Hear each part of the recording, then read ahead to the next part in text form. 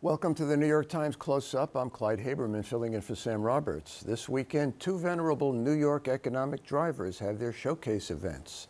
This comes at a time, as we all know, COVID, the economy, and technology have beaten them down. In just a few moments, we'll talk with Jesse Green of the New York Times about Broadway and this weekend's Tony Awards. But first, this Saturday's Belmont Stakes. Something you may not have known, the equine industry, as it's called, has a $4 billion effect on New York's economy, or so it is said.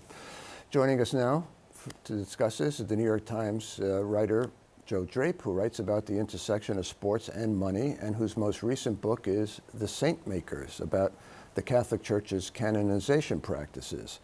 Welcome, Joe. Let me begin, if I may, with last year's 2021 Kentucky Derby winner Medina Spirit. It had its first place finish taken away from it because of a doping scandal. How prevalent is doping in the sport? And while I'm at it, is this something we really should care about? I mean, if everybody's doping, then isn't it, in effect, a level playing field for all? You know, that used to be the rationale, Clyde.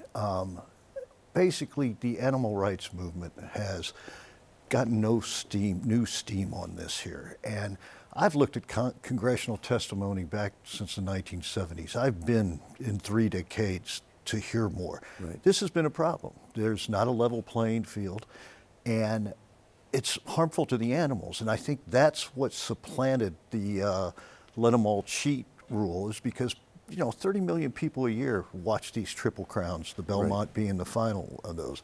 And those are casual sports fans. They're, women, in fact, it skews heavily women. They're people Especially the Kentucky Derby. So everybody wants to wear the hats. Right, and it's become a cultural event. And they don't want to see a horse break down. They don't want to see a horse whipped. So on the one hand, you're going to alienate your casual fan that makes it a spectacle. Right. And then there's 2 million people, 3 million who play the game every day, and they keep it alive. They're betting. They're the lifeblood of the whole sport. And they want a level playing field. So right now there's a new federal agency that begins July 1st, the Horse Integrity and Safety Authority. And their mission is to put in some law and order, and we'll see what happens. Right. Although, am I being too cynical to assume that if there's a way to finagle, some trainer will figure it out?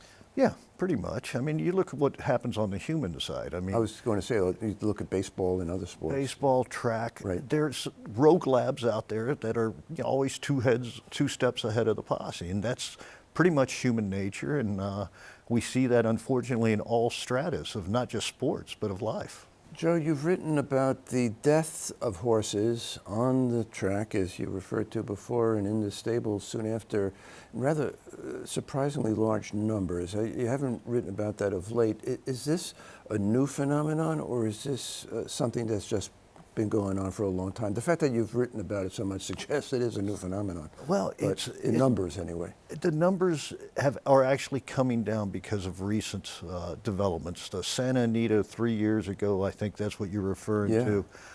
They had 31 horses die in a short amount of time. And what would explain that? Part of it was doping. Part of it was just not taking care of them, not having good vet exams, not vetting them before they go to race. Part of it was the weather. It was the rainiest year in 25 years in Southern California, and the track got messed up. But what it did, it was bring to the forefront that these are things that have to be addressed. I mean, I grew up with the circus, Clyde. There's no more circus. And, horse racing is in danger of going the way of Ringling Brothers. Well, yeah, what actually was going to be my next question. Why is that? Clearly, you go to the track on any day that is not Kentucky Derby Day or Belmont Stakes or the Preakness, and it's basically a TV studio with a handful of people in the stands.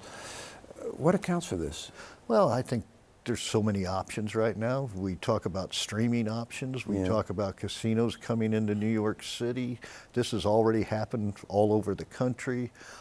You have sports battling for your attention. And, people forget, horse racing has the largest audience. The Derby has the largest audience next to the NFL. Okay, NFL rules everything, but it's a niche sport just like tennis and golf is. I mean, we pay attention for the four majors of each of those sports.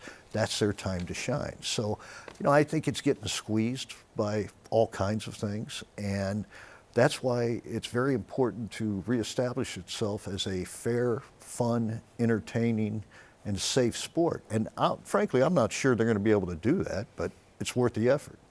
The figures that I cited in my intro came from the New York Gaming Association. To be a little more precise, they say that the equine industry, as it's called, is good for $4.2 billion for its impact on the New York State economy, and creates 33,000 jobs. I'm always suspicious of industry figures on how much they're worth, but even if you discount a certain percentage of it, it is clear that this is a huge economic force in the state, no? We all are. Basically what I'm asking is it too big to be allowed to fail? It's an agribusiness, and that's what they lump in there with their $4 billion. And of course, it's probably overstated. We're used to that. Yeah. But they're talking about the people upstate who raise the hay. They're talking about the veterinarians, the farriers, the land use on that, the breeders. So it is, it is big. And we've seen from Albany there, they like keeping the New York Racing Association on heel, but they've never quite come and knocked them out. And in fact, right now they're asking for a $450 million bond issue. It didn't go through this session. What would that be for? Capital improvements and some things up there. The various tracks, or just upstate? Just the three, Belmont, Aqueduct, and Saratoga. Yeah, right. They didn't get it passed. It'll go again next year. So it is a big industry. I think the legislature realizes that and treads pretty carefully. Yeah, well, the figures that I saw, that since 2008, New York State government has spent $2.8 billion helping support this industry. So, what do we, the taxpayers, especially those who may not care about horse racing, get out of this?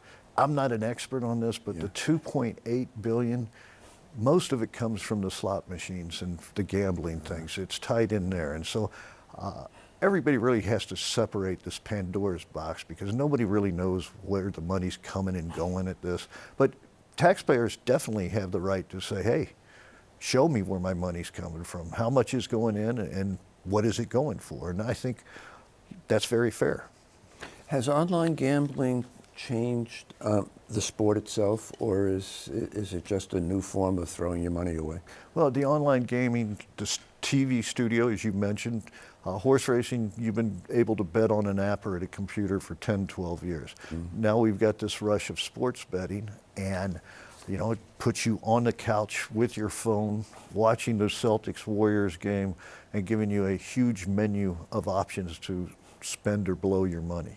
So, it's a very interesting phenomena that is exploding exponentially. It took New York like 2 months to surpass $4 billion in bets.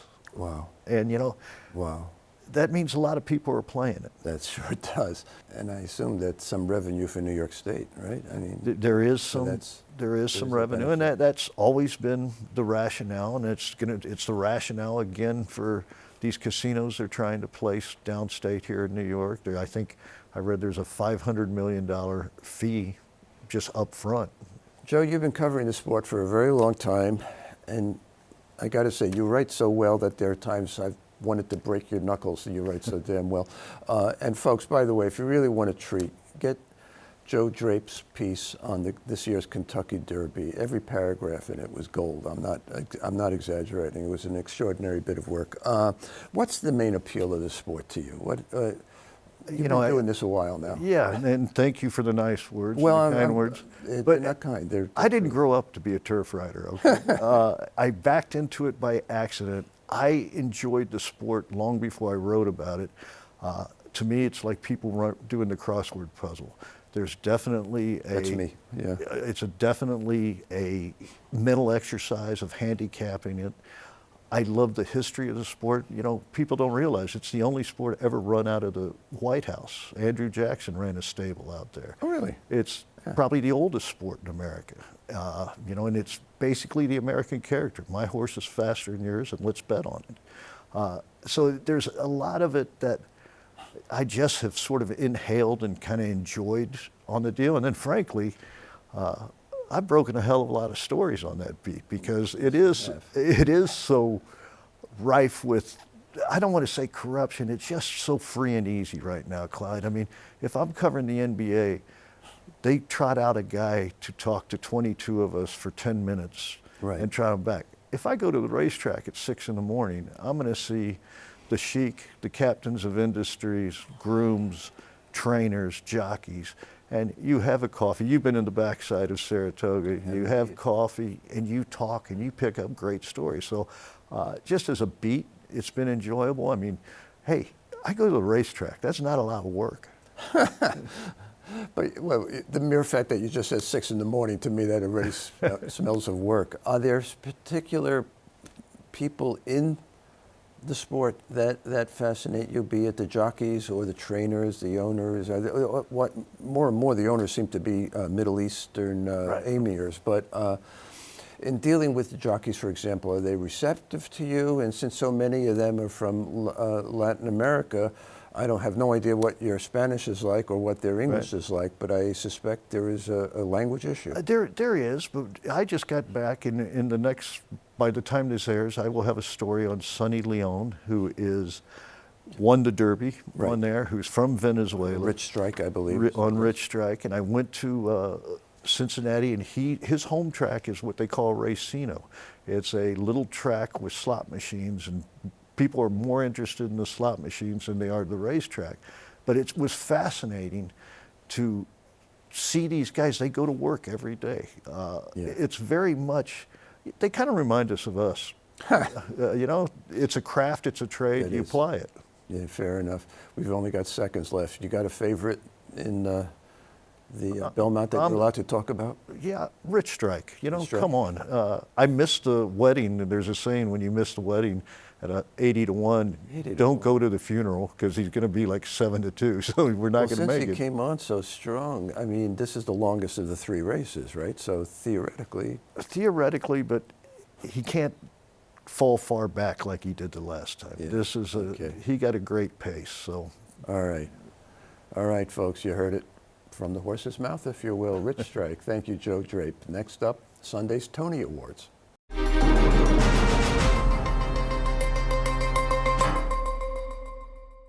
Hi, another major economic driver for the city is Broadway. Ticket grosses for the 34 productions that endured the pandemic are approaching pre-pandemic levels, but as the Tonys are handed out on Sunday, those on stage, in the seats, and behind the curtain know that Broadway's return has been at best tenuous. Joining me now is Jesse Green, chief theater critic for the New York Times. Welcome, Jesse, from a little bit of afar here. Of these 34 eligible productions, 29 have received Tony nominations. Is this like summer camp to some degree? Everybody gets a trophy, or are indeed they're all deserving? I think it was a little bit like that. Like somebody had to get the good citizenship one, and somebody got one for for bridge. But it's a sign of what a strange season it was as well, because there were a tremendous amount of unusual kinds of productions, things we wouldn't have seen on Broadway before. And also the Tony voters and nominators had an unusually difficult job trying to see everything because of COVID absences and closures. And so the result is perhaps not unexpectedly unexpected. I hope this doesn't come across as an unkind question. I don't mean it as such, but during this period, are you perhaps reviewing on a curve, if you will? Are you maybe kinder toward some productions than you would be if these were normal times? I definitely admit to that during the first year of the pandemic, particularly when everything that I saw was online or outdoors. So under those circumstances, I didn't even trust my judgment, but also I just felt the top note of my coverage ought not to be, how bad is this? However, with the return of live theater and the huge number of productions that opened in the spring, I think I returned to my usual curmudgeonly attitude. And as it happened, there were some extraordinarily good shows in April opening, but the ones that I did not like, they would not think I graded on a curve. I wasn't going to ask this, but your mention of that, let's say roughly the first year of COVID, of seeing stuff online, how much was there actually to view, either outdoors or online in some form or another? Was there a lot? There was a lot, especially if you broaden your idea of what theater is. A lot of it was not very different from film, I suppose, or television, because they weren't always just live streamings of actors on a stage. They were actually produced as if they were films in many cases. But there were all kinds of things, all kinds of experiments, very worthy experiments that I wish the industry would find a way to support going forward as a parallel track to live theater, because there's a huge advantage for many people involving access from around the country and around the world to be able to see this work, and also in the other direction, the access of people who did not formerly have a platform from which to be seen.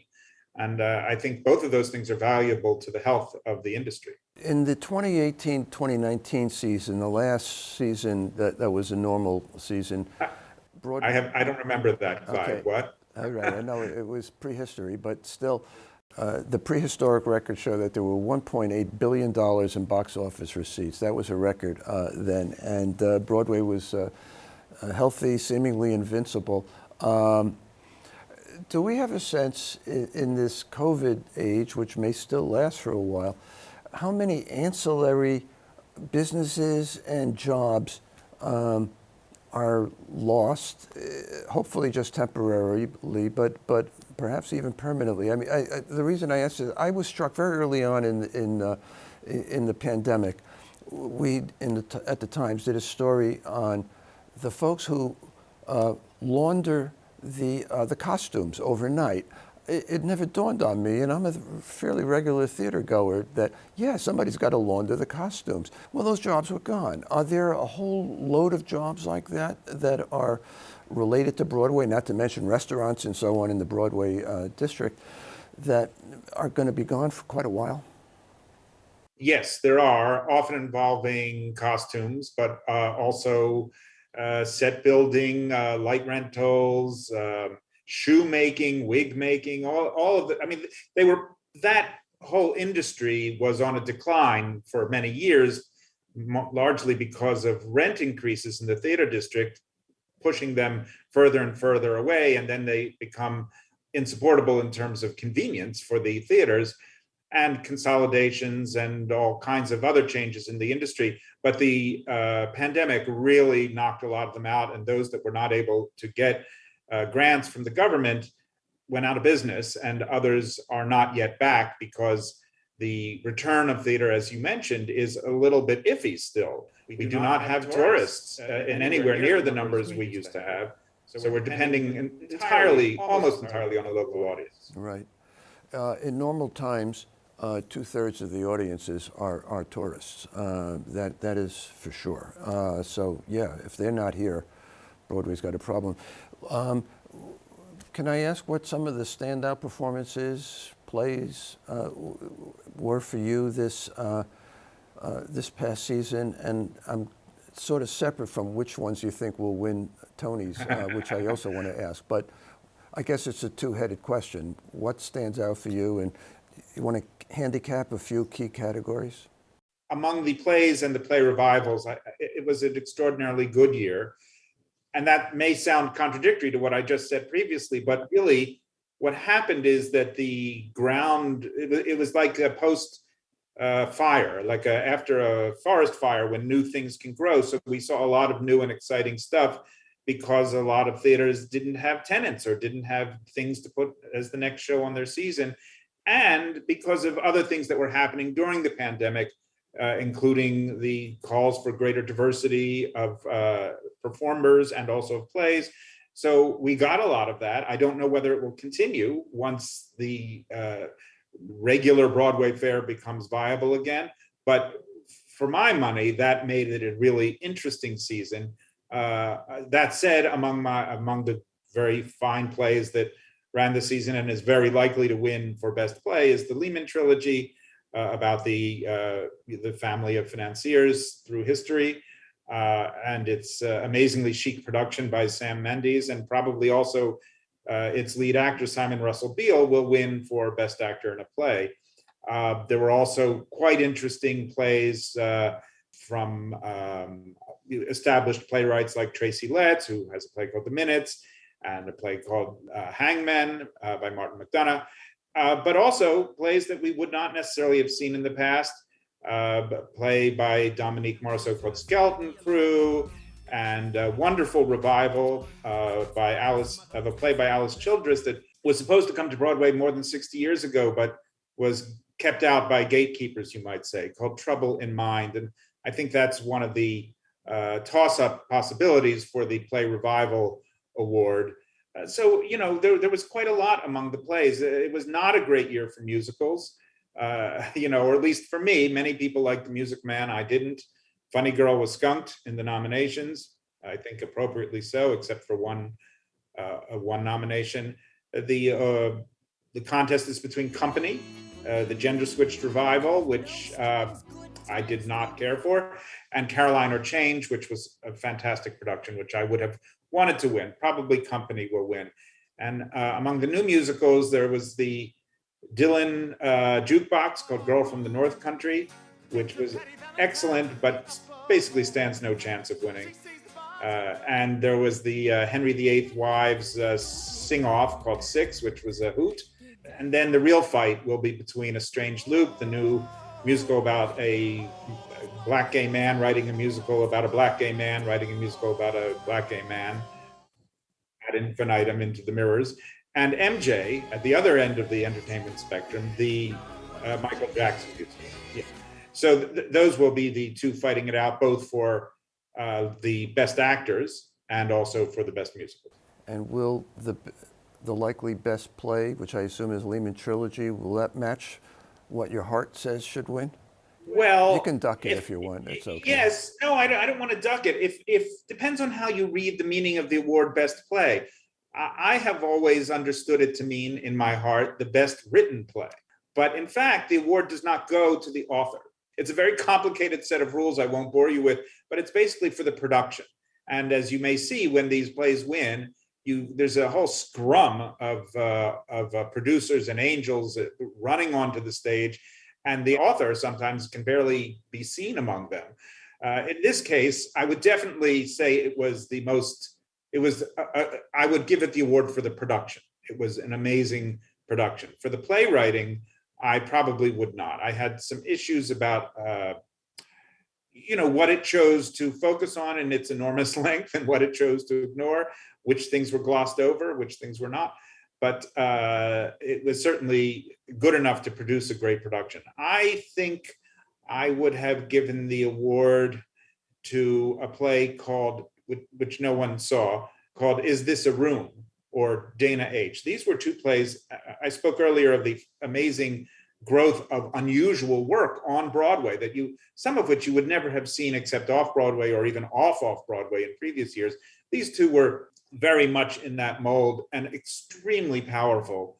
Is This a Room was basically a transcript of a CIA interrogation of the woman reality winner who had leaked secrets and was later imprisoned, and was, the text was just the text of the released transcript of the interrogation, and yet it was a beautiful and haunting and rather emotional play. And Dana H. similarly used avant-garde techniques to tell the story of an abduction. So those would be my winners. Okay. In no one else's world would they have a chance.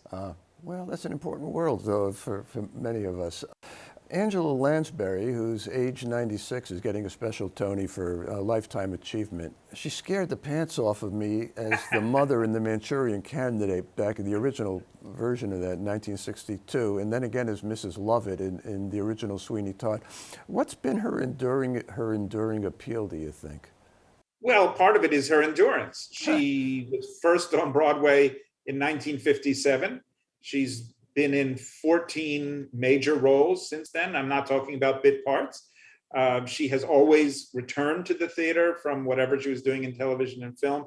Even after her last Broadway appearance, which I believe was in 2012 in Gore Vidal's play, The Best Man, she later went on the road in the US and in Australia with Driving Miss Daisy. She's just sort of the epitome of the hardworking actor who, in her rare case, despite being more of a character lady, became a star.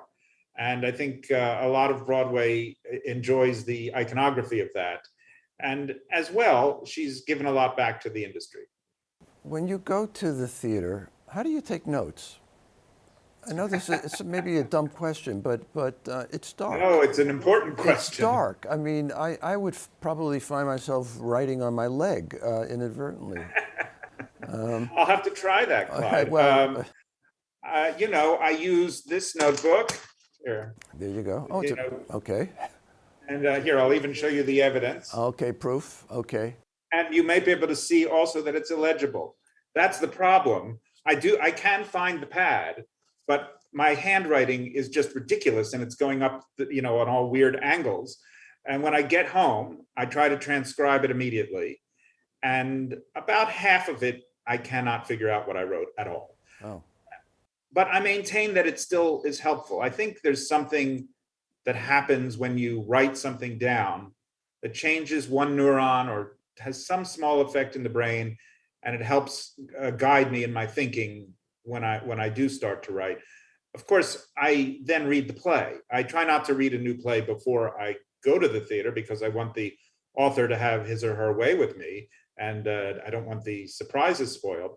But as soon as I get back, the press agents have sent me the script, and I read it, sometimes on the subway, and that helps cement any of the thoughts I had while I was writing.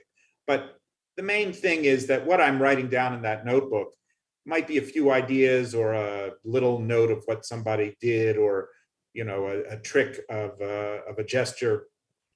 But writing reviews of plays, especially serious ones, is about writing about the argument of the play, and that's not something I have to make a note about. That's something I sit with and think about.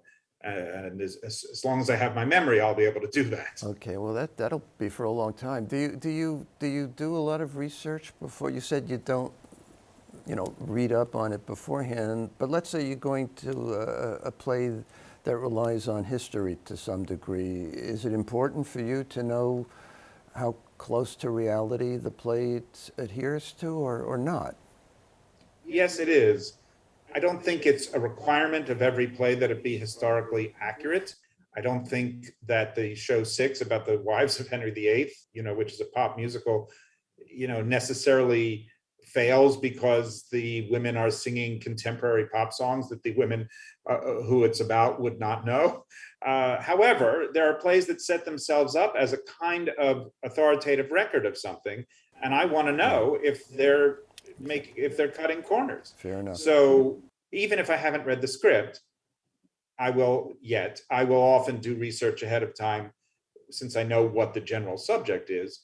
And if not, I'll do it after I read the script. And sometimes I will burn a show for basically deceiving people in order to tell its story. You might say that a show like MJ, the Michael Jackson musical, does the same thing in avoiding certain subjects it just doesn't wish to mention.